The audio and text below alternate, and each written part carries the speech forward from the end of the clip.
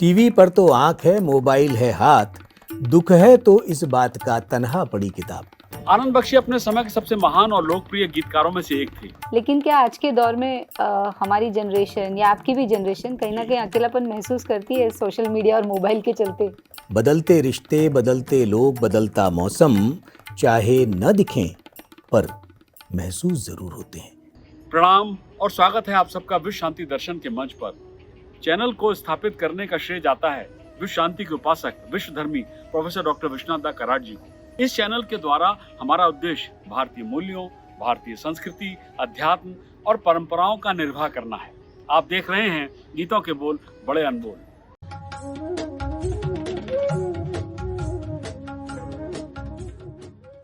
आनंद बख्शी अपने समय के सबसे महान और लोकप्रिय गीतकारों में से एक थे। वो अपने सहयोगी मजरू सुल्तानपुरी के अलावा एकमात्र गीतकार थे जिन्होंने बॉलीवुड में इतने लंबे और शानदार कैरियर का आनंद लिया और 40 से अधिक वर्षों के बाद भी मजबूती से जमे रहे। सुल्तानपुरी की तरह बख्शी ने सरल कविता लिखी जिसे सभी समझ सकते थे और सभी फिल्म निर्माताओं द्वारा उनकी व्यापक मांग भी थी। कई दशकों के कैरियर में आनंद बख्शी ने हिंदी फिल्म उद्योग के कुछ सबसे यादगार गीत लिखे।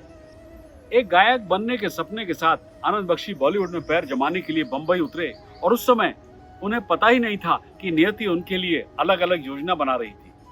अपने खाते में 600 अधिक फिल्मों के साथ और हिंदी फिल्म उद्योग में सर्वश्रेष्ठ लोगों के साथ काम करने के बाद आनंद बख्शी ने बॉलीवुड में एक सम्मानित व्यक्ति की प्रतिष्ठा हासिल की। सभी अभिनेता उन फिल्मों का हिस्सा बनना चाहते थे जिसके बोल आनंद बख्शी ने लिखे थे और यह सिलसिला तब तक रहा जब तक कई अभिनेताओं ने केवल आनंद बख्शी के साथ काम करने का ही विकल्प चुना। राजेश खन्ना, जितेंद्र से लेकर अमिताभ बच्चन और शाहरुख खान तक और लक्ष्मीकांत प्यारेलाल से लेकर आर.डी. बर्मन तक के कंपोजर्स ने आनंद बख्शी नामक पावर हाउस के साथ ही काम करने का फैसला किया था। आनंद बख्शी का जन्म 21 जुलाई 1920 को रावलपिंडी शहर में हुआ था जो अब पाकिस्तान में स्थित है। गीतकार के पूर्वज रावलपिंडी के पास स्थित कुरी गांव में से थे और उनमें से कुछ कश्मीर में भी रहते थे। आनंद बख्शी की मां सुमित्रा की मृत्यु तब हो गई जब वो महज 5 साल के थे। पिता की देखरेख में आनंद बख्शी ने अपने स्कूल और कॉलेज की शिक्षा पूरी की। अपनी प्रारंभिक स्कूली शिक्षा पूरी करने के बाद आनंद बख्शी रावलपिंडी में कैम्ब्रिज स्कूल में दाखिल हो गए। सन 1944 में अपनी पढ़ाई बीच में छोड़कर वे पोस्ट बॉय के रूप में रॉयल इंडियन नेवी में शामिल हो गए।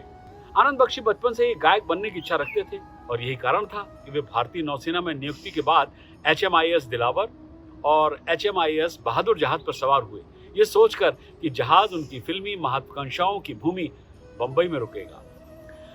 दुर्भाग्य से 5 अप्रैल 1946 को बंबई बंदरगाह से अंग्रेजों के खिलाफ एक नौसैनिक विद्रोह में भाग लेने के बाद आनंद बख्शी को भारतीय नौसेना में उनके पद से निष्कासित कर दिया गया। निष्कासन के बाद क्या हुआ इसके बारे में आपको बताऊंगा, मगर पहले चलते हैं डॉक्टर सुनील देवधर और डॉक्टर डॉली आउटी के पास जो इंतजार कर रहे हैं आनंद बख्शी के गीत आदमी मुसाफिर आता है जाता है के अध्यात्म पर चर्चा करने के लिए। फिल्म थी अपनापन। गीत को इस एपिसोड के लिए गाया है ज्ञानेश पेंढारकर जी ने। आप जुड़े हुए हैं गीतों के बोल बड़े अनमोल से।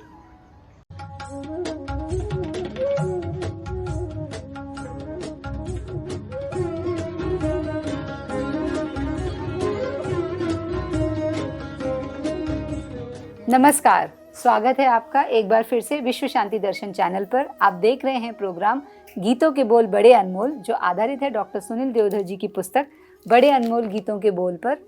आइए स्वागत करते हैं डॉक्टर सुनील देवधर जी का जो मौजूद है हमारे साथ इस स्टूडियो में। सुनील देवधर जी नमस्ते, कैसे हैं? नमस्कार, अच्छे हैं। तो सुनील जी सुनते हैं गीतों के बोल का आज का गीत। जी चलिए। आदमी मुसाफिर है,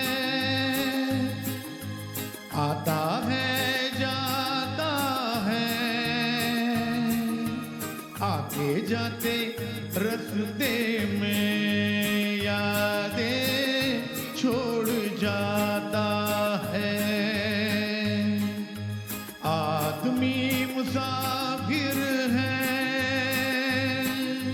आता है जाता है, आते जाते रस्ते में यादें छोड़ जाता है। आदमी मुसाफिर है।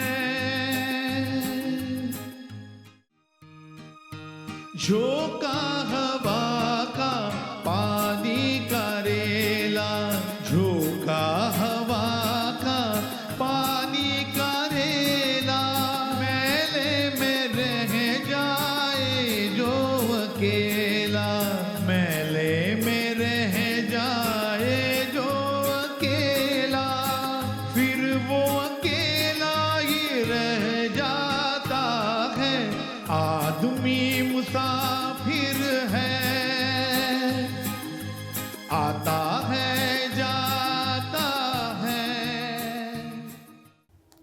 तो सुनील जी, जी। अभी अभी जो गीत सुना हमने, हम यहाँ पर एक्चुअल में किस मुसाफिर की बात कर रहे हैं? जैसे गीता में लिखा गया है, हमारा शरीर तो नश्वर है। जी। हर बार आत्मा एक नया रूप, एक नया शरीर धारण करके इस यहाँ पे एक जन्म लेती है। जी। तो हम किस मुसाफिर की बात करें? कुछ बताइए इस संदर्भ में। आपका जो प्रश्न है जिसमें आपने गीता का भी उल्लेख किया, तो श्रीमद् भगवत गीता महाभारत के भीष्म पर्व का अंग है। जी। और जैसा कि आपको मालूम है कि गीता में 18 अध्याय और 700 श्लोक हैं, जी। 700। तो आदमी मुसाफिर है, आता है जाता है। तो ये तो ध्रुव सत्य है ना कि जिसका जन्म हुआ है उसको जाना ही जाना है। तो अगर आपका ये कहना है कि उसमें जो आत्मा है क्या वो भी यात्रा करती है, तो निस्संदेह शरीर जब चला जाता है तो शरीर के साथ में ये कहते हैं कि आत्मा का जो उसमें वास है वो फिर से ईश्वर में विलीन होती है। तो आदमी आता जाता है, आत्मा अमर है, शरीर नश्वर है। ये भाव है कि आदमी तो यात्रा करता है, आएगा जाएगा और उसके बाद में फिर आएगा, लेकिन आत्मा अमर है। और ये जो पंक्ति है कि झोंका हवा का पानी का रेला और मेले में रह जाए जो अकेला, तो बहुत सीधी बात है कि अगर जिंदगी समझ में ना आई तो मेले में भी अकेला, और अगर जिंदगी समझ में आ गई तो अकेले में भी मेला। तो ये है बात कि आप एकांत में भी सबके साथ हो सकते हैं और आप सबके बीच भी अकेले हो सकते हैं। जो आज का माहौल है, आज देखिए आप कि चारों तरफ आपके लोग हैं, लेकिन तब भी आदमी अपने आप को तन्हा महसूस करता है। बहुत खूब सुनील जी। लेकिन क्या आज के दौर में हमारी जनरेशन या आपकी भी जनरेशन कहीं ना कहीं अकेलापन महसूस करती है सोशल मीडिया और मोबाइल के चलते? अच्छा, आपका ये कहना है कि तन्हाई में भी कोई साथ है पूरा टाइम हमारे मोबाइल नहीं, तो फिर तो शायद ये भी कहता है कि आपके साथ कोई नहीं है तो आपकी तन्हाई तो है। वो गीत है ना कि मैं और मेरी तन्हाई आपस में बातें करते हैं। लेकिन वो जो आपने मोबाइल और इसकी बात की है, तो शायर ने बहुत अच्छी बात की है। उसने आज की वस्तुस्थिति का वर्णन किया है। जैसा कि हर घर में ये दृश्य दिखता है कि टीवी पर तो आंख है, मोबाइल है हाथ। टीवी पर तो आंख है, मोबाइल है हाथ, दुख है तो इस बात का तन्हा पड़ी किताब। तो अगर आपके हाथ में किताब होगी तो जो आप प्रश्न आज कर रही हैं वो किताब के भरोसे ही तो कर रही हैं। जी जी। तो कहीं ना कहीं किताब का महत्व है। और इस ज़माने में, सोशल मीडिया के ज़माने में, जो आपका कहना है कि अकेला आदमी महसूस नहीं करता, उसके कारण आदमी अकेला भी होता जा रहा है। ये भी मतलब सही कह रहे हैं। हाँ। चलिए सुनते हैं आगे के गीत के बोल।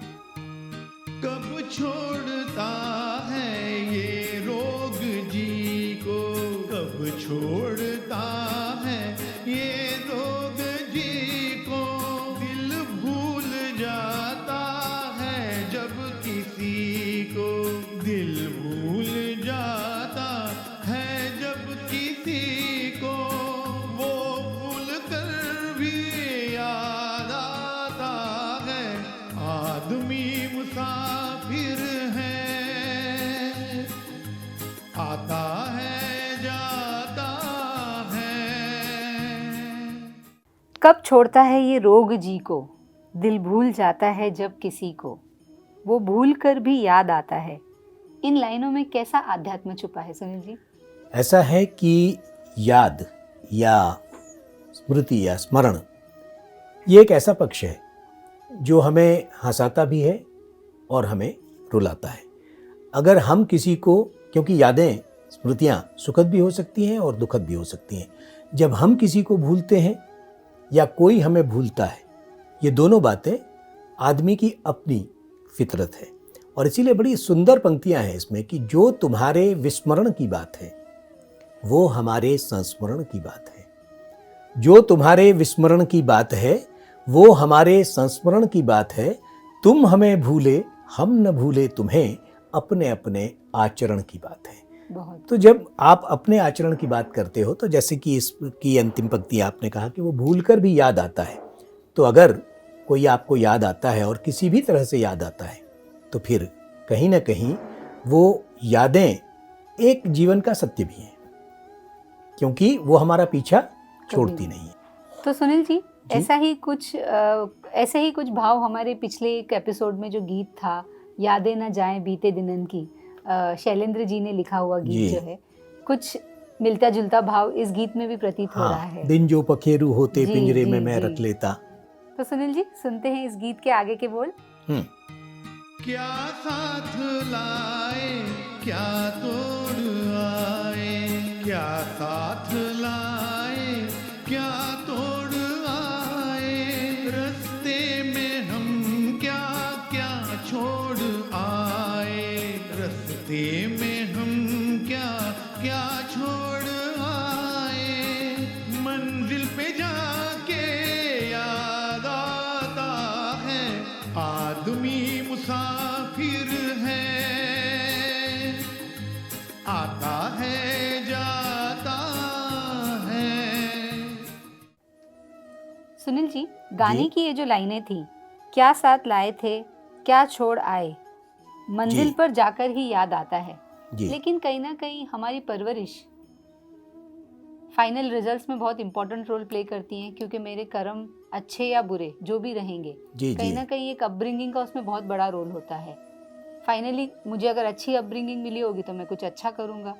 अब देखिए ना, एक ही जी। घर के दो बच्चे, हम्म अपब्रिंगिंग, परवरिश सब कुछ सेम है, लेकिन फिर भी दोनों के जो आउटकम हैं, रिजल्ट्स हैं, एकदम विपरीत। क्या कहेंगे आप इस बारे में? आपकी दो बातें हैं, दोनों बातों को लेकर दो कवियों की बात से आपके प्रश्न का उत्तर देता हूं। जी। कबीरा संगत साधु की कभऊ न निष्फल जाए, संगत कबीरा असाधु की आठों पहर उपाधि। तो अगर आपकी संगत अच्छी है तो वो निष्फल नहीं जाएगी, और अगर आप असाधु के साथ में हैं, बुरी संगत में हैं, तो आठों पहर आपके लिए मुसीबतें हैं, कष्ट हैं, आपके जो संस्कार हैं, आपके जो आचरण हैं वो बदलेंगे। ये बात एक कबीर की हुई है ना, कबीरा संगत साधु की कभऊ न निष्फल जाए, संगत कबीर असाधु की आठों पहर उपाधि। दूसरा इसके बिल्कुल विपरीत रहीम का दोहा है कि जो रहीम उत्तम प्रकृति, काकर सकत कुसंग, चंदन बिस व्यापत नहीं, लिपटे रहत भुजंग।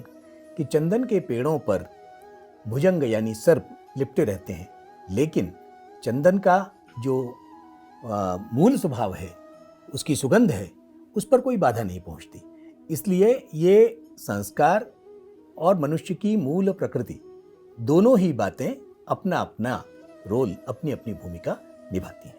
और जहाँ तक गीत की अंतिम पंक्ति की बात है कि जो कुछ छोड़ा है वो कब याद आता है, जब आप अपने जीवन के अंतिम पड़ाव पर होते हैं, तब आपको वो सारे आपके अच्छे बुरे प्रसंग याद आने लगते हैं। इसीलिए कहते हैं ना कि बदलते रिश्ते बदलते लोग बदलता मौसम, बदलते रिश्ते बदलते लोग बदलता मौसम, चाहे न दिखें पर महसूस जरूर होते हैं।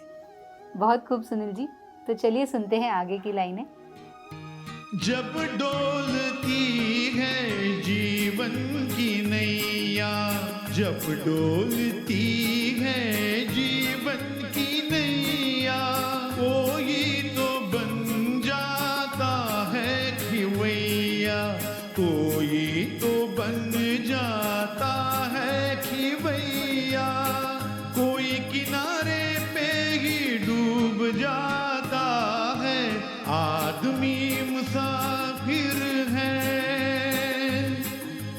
आता है जाता है। सुनील जी, इन लाइनों में क्या अध्यात्म है? एक ही शेर में इसका उत्तर है कि दरिया के तलातुम से तो बच सकती है कश्ती। माने जो नदी में भूकंप है या नदी में जो हलचल है, उसमें कश्ती आप निकाल के ले जा सकते हो। दरिया के तलातुम से तो बच सकती है कश्ती, कश्ती में तलातुम हो तो साहिल न मिलेगा। बहुत खूब। यानी अगर आपके अंदर ही हलचल है, आपका अपना स्वभाव ही कुछ गड़बड़ है, तो फिर आप किनारे पर नहीं लग सकते। तो ये बात है कि आप इसको सीधा अगर दरिया के मामले में कि अगर कश्ती में तलातुम है तो साहिल न मिलेगा। क्योंकि वो कहते हैं ना कि नाव पानी में रहे, नाव में पानी न रहे। नाव में पानी अगर होगा तो आप डूब जाएंगे। तो नाव पानी में चलती है, लेकिन अगर नाव में पानी आ गया तो मुसीबत है। वही बात है। तो मनुष्य के स्वभाव में जो पानी है वो किस तरह का है, वो निर्मल जल है या कुछ और है। धन्यवाद सुनील जी। जी। तो आज की चर्चा को यहीं पे समाप्त करते हैं। फिर एक बार आप सभी से मुलाकात होगी जल्द।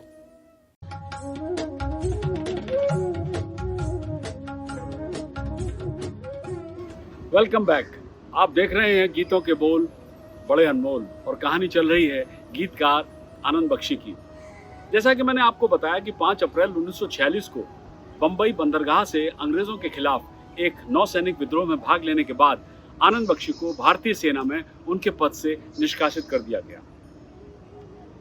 भारतीय नौसेना से निकाले जाने के बाद बख्शी अगले वर्ष भारतीय स्थल सेना में शामिल हो गए। उन्होंने 6 साल की अवधि के लिए भारतीय स्थल सेना की सेवा की। सेना में रहने के दौरान आनंद बख्शी अन्य सैनिकों को अपने स्वयं के लिखे और संगीतबद्ध किए गीत गाकर उनका मनोरंजन करते थे। भारतीय स्थल सेना में उनके सभी दोस्तों ने उन्हें हमेशा बंबई जाने के लिए और हिंदी फिल्म लेखक, गायक या अभिनेता के रूप में रोजगार की तलाश करने के लिए प्रोत्साहित किया था। इस बीच आजादी के बाद आनंद बख्शी के परिवार ने रावलपिंडी छोड़ दिया और 1947 में वे लखनऊ आकर बस गए। 4 साल बाद 1951 में बख्शी ने भारतीय सेना को छोड़ दिया और पहली बार काम की तलाश में बंबई पहुंचे, लेकिन उनके प्रयास व्यर्थ हो गए और उन्हें अपने घर लौटने और वापस सेना में नौकरी फिर से करने के लिए मजबूर होना पड़ा। आनंद बख्शी ने सन 1956 में भारतीय सेना को एक बार फिर से छोड़ दिया और काम की उम्मीद में उन्हें मुंबई की यात्रा की। उनकी किस्मत ने दूसरी बार भी उनका साथ नहीं दिया। आनंद बख्शी को स्थानीय बॉम्बे स्टेशनों के प्लेटफॉर्म पर रहने के लिए बेरोजगार और धनहीन छोड़ दिया। लेकिन आनंद बख्शी मोहभंग या निराश होने वालों में से नहीं थे। उन्होंने गीतों को लिखने जारी रखा। हालांकि तब तक उनके पास पहले से ही 60 से अधिक गीतों का संग्रह था जो उन्होंने स्वयं लिखे थे। उनकी पहली कविता, जिसे आनंद बख्शी ने गीत के रूप में रचा था, भारतीय सेना की सैनिक समाचार पत्रिका में प्रकाशित हुई। इससे बख्शी को आगे बढ़ने और अपने सपनों को साकार करने के लिए कड़ी मेहनत करने की प्रेरणा मिली। आनंद बख्शी के जीवन में बड़ा ब्रेक वर्ष 1956 के अंत में आया। हालांकि आनंद बख्शी ने हिंदी फिल्मों के लिए एक गायक या पटकथा लेखक के रूप में बॉलीवुड में प्रवेश करने की योजना बनाई थी, लेकिन उन्हें हिंदी फिल्म भला आदमी के लिए गीत लिखने के लिए चुना गया। आनंद बख्शी का पहला गीत धरती के लाल ना कर इतना मलाल 1956 को रिकॉर्ड किया गया। 9 साल बाद 1965 में आनंद बख्शी फिल्मों के साथ बॉलीवुड के एक स्थापित गीतकार थे।